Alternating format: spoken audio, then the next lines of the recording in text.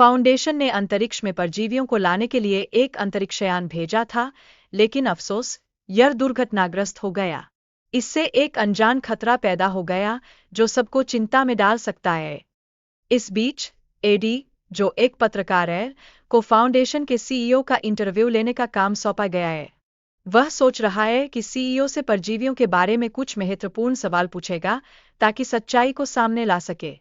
फिर एडी को एक मेल मिलता है जिसमें फाउंडेशन की असली गतिविधियों के बारे में चेतावनी दी गई है।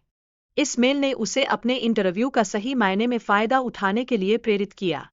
हालांकि एडी का सीईओ के साथ किया गया इंटरव्यू इस बात को भी दर्शाता है कि सच्चाई को उजागर करने की कीमत कितनी महंगी हो सकती है। यह अक्सर दिलचस्प होता है कि लोग सच के लिए कितनी दूर जा सकते हैं।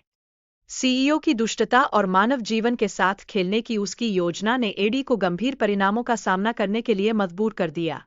यह दिखाता है कि कभी-कभी सच्चाई का पीछा करना कितना खतरनाक हो सकता है। इसके अलावा एडी की मंगेतर का उससे अलग होना इस बात को दर्शाता है कि किसी गलत निर्णय के परिणाम व्यक्तिगत जीवन को भी प्रभावित कर सकते हैं। एक पत्रकार की जिंदगी में यह कभी आसान नहीं होता। फिर एडी को एक महिला से पता चलता है कि प्रयोगशाला में मानवों पर खतरनाक परीक्षण किए जा रहे हैं, जिससे कई निर्दोष लोगों की जान जा रही है। यह स्थिति और भी गंभीर बन जाती है। यह महिला एडी से मदद मांगती है ताकि वह इस खतरनाक समाचार को सार्वजनिक कर सके और उस दुष्ट मालिक को पकड़ सके जो निर्दोष लोगों की हत्या कर रहा है। यह एक ऐसा मौका है जिसे एडी गंवाना नहीं चाहता। एडी प्रयोगशाला में प्रवेश करता है और सबूत के लिए तस्वीरें लेता है, लेकिन तभी एक परजीवी उसके शरीर में प्रवेश कर जाता है, जिससे उसकी क्षमताएं अचानक बढ़ जाती है। यह एक ट्विस्ट है जो उसे और भी मुश्किल में डाल देता है।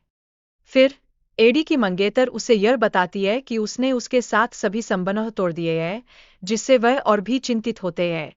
यह पल उसके लिए बहुत भावनात्मक होता है। जब एडी एक रेस्तरां में जाता है तो वह वहां के खाने से ऊर्जा नहीं प्राप्त करता।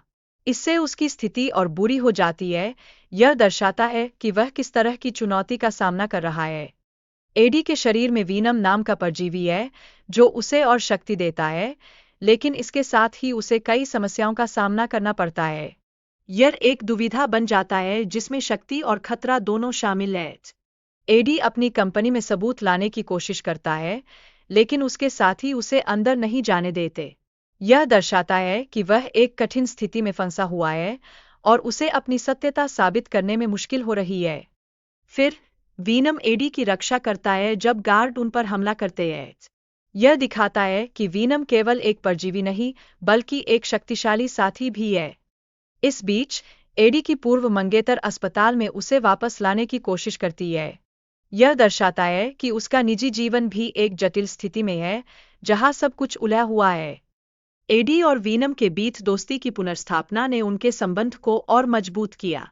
यह दर्शाता है कि जब सहारा मिलता है तो मुश्किलें थोड़ी आसान हो जाती है।